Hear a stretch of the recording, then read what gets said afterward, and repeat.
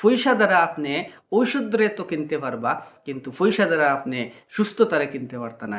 পয়সা দ্বারা তো আপনি বালা ফালংরে আপনার ক্রয় করতে পারবা, বালা বেডরে সাজাইতে পারবা, কিন্তু সেই বেডর মধ্যে গুমরে কিনতে পারতা না।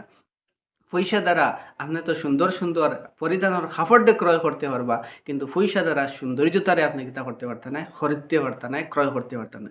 তো পয়সায় মানুষের লাইফরে কমফোর্টেবল বানায় না, বরং মানুষের লাইফ কমফোর্টেবল হয় তার আত্মা, তার দিল, তার হার্টের মধ্যে যদি আল্লাহ তাআলা শান্তি দেয়, তাহলে এই মানুষ শান্তিহু ওয়া নুসাল্লি আলা রাসূলিহিল কারীম, আম্মা বাদ। সুপ্রিয় দর্শক এবং শ্রোতামণ্ডলী, আজকে খুবই ইম্পর্টেন্ট এক বিষয়ের উপরে আলোচনা হইব। আমরা জীবনের মধ্যে প্রত্যেকজন মানুষে আমরা এই কথার অনুসন্ধান করি আর যে আমার লাইফটা কিভাবে কমফোর্টেবল হইতো, আমি কিভাবে সুখের জীবনটা পাইতাম। প্রত্যেক মানুষের একই ডিমান্ড, কিন্তু দেখা যায় যে মানুষ প্রায় ৯৯% মানুষ সুখী হইতে পারেন না, তার লাইফ কমফোর্টেবল হয় না। তার রিজন কি, তার লজিক কি, তা এই বিষয় নিয়ে আলোচনা হইব। তবে আজকের আলোচনা আমি একটা ঘটনা বা একটা কিস্সা দ্বারা আরম্ভ করতাম। সে একজন মানুষের একটা বস্তু গড়ের অন্ধকার আপনার হারাইছে, আর এই বস্তুরে এই মানুষ কিতা করে, বারে তার গড়ের পারে আলোকিত জায়গার মধ্যে অনুসন্ধান করে।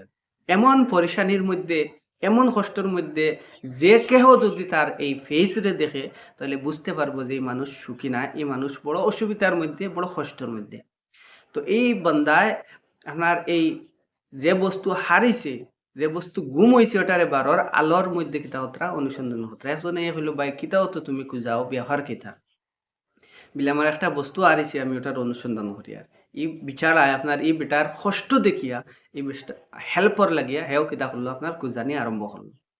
কত সময় যাওয়ার পরে যখন বস্তুটা মিলল না, তখন যে হেল্প করে জিজ্ঞাসা করলো যে এই বস্তুটা এই জায়গাত, এই আলোকিত জায়গাত বারে আরিছে বলিয়া এটা ফাইনালি কনফার্ম নেই বলে, না এই বস্তুটা আরিছে গরো, আর আমি দেখলাম গরো তো অন্ধকার, এই অন্ধকারের মধ্যে এটা খুঁজিয়া পাওয়া সম্ভব নাই, পসিবল নাই, তাই আমি আলোর মধ্যে খুঁজিয়া হইল। বাবা, তুমি কিয়ামত পর্যন্ত যদি এই বস্তুর অনুসন্ধান করো আর খুঁজাইতে থাকো, যে বস্তুটা গুম হইছে, হারিছে গরর অন্ধকারের মধ্যে, আর তুমি খুঁজারাই পারে আলোর মধ্যে ওটা পাইবার লাগি, তাহলে তো এটা তোমার পক্ষে পাওয়া সম্ভব নয়।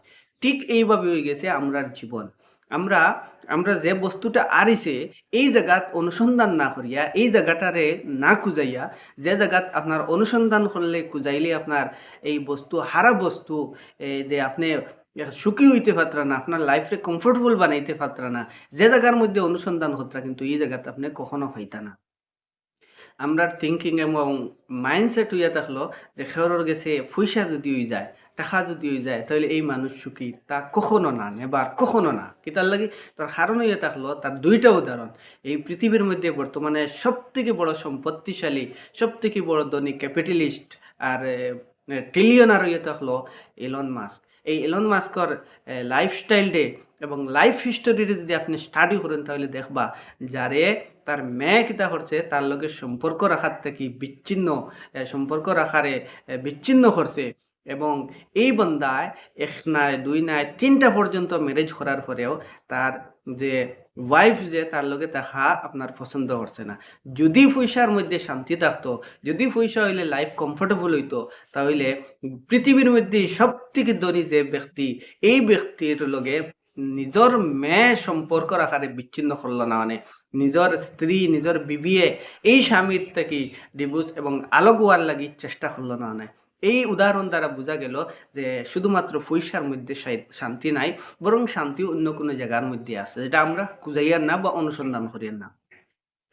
যদি ভারতবর্ষের উদাহরণ নেওয়া হয়, এক্সাম্পল নেওয়া হয়, তো এই ভারতবর্ষের মধ্যে থেকে সব থেকে শান্তি, সব থেকে পয়সা আলা এবং ধনী ব্যক্তি হলো এই আম্বানি পরিবার। দেখুক এই আম্বানি পরিবারের মধ্যে দুই ভাইয়ের কিভাবে ঝগড়া হয়েছে সম্পদ নিয়ে।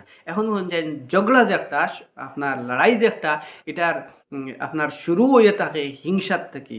এটার শুরু হয়ে থাকে আপনার যার ভিতরে সহানুভূতি থাকে না, রাগ থাকি, গুচ্ছার থাকি। আর যার ভিতরে গুচ্ছা থাকবো, হিংসা থাকবো, রাগ থাকবো, এই মানুষের লাইফ তো কোনোদিন কমফোর্টেবল হইতো না। তাহলে এই কথা দ্বারাও বোঝা গেল যে পয়সার মধ্যে শান্তি নাই, শান্তি অন্য কোনো জায়গার মধ্যে আছে।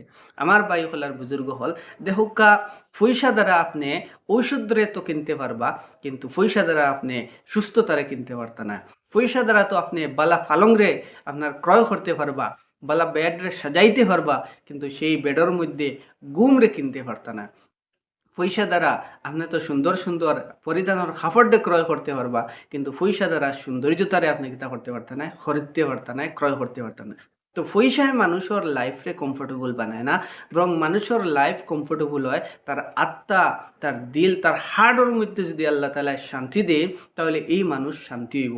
আল্লাহ সুবহানাহু ওয়া তাআলা কোরআনে পাকের মধ্যে ফরমাইতরা, আলা বিযিকরিল্লাহি তাতমাইন্নুল কুলুব, যে তোমাতান জিকিরে ফিকিরে তোমাতান দিলরে শান্তি করব। তাইলে যতক্ষণ পর্যন্ত আল্লাহর উপরে বিশ্বাস আনিয়া আল্লাহর দেওয়া নীতিমালা কনস্টিটিউশনরে যদি আমরা লাইফর পার্ট বানাই না, হিস্সা বানাই না, এবং আল্লাহর দেওয়ার বিধানরে যদি ফলো করি না, এবং আমরা রোল মডেল সাহাবায়ে কেরাম এবং বুজুর্গানের দিনরে বানাই না, তাহলে আমরা পয়সারে অর্জন করতাম পারি, কিন্তু পয়সার মধ্যে শান্তি হইতাম না। এর লাগি বাই হলার বুজুর্গ হল আমরা চিন্তা করতে হইব যে কোন বস্তুর মধ্যে আল্লাহ তাআলা শান্তি রাখছেন। আল্লাহ তাআলা শান্তি তান দিনের মধ্যে রাখছেন। এই দিনরে যতক্ষণ পর্যন্ত আকলাইতাম নাই, আপনার ছেলে আপনার কথা শুনতো নাই, আপনি করোড়পতি হইতে পারবেন, আপনার কাছে মিলিয়ন বিলিয়ন ট্রিলিয়ন টাকা থাকতে পারে, কিন্তু আপনার ফুয়ার কারণে আপনি শান্তি উপভোগ করতে পারতেন না, আপনার মেয়ের কারণে করতে পারতেন না।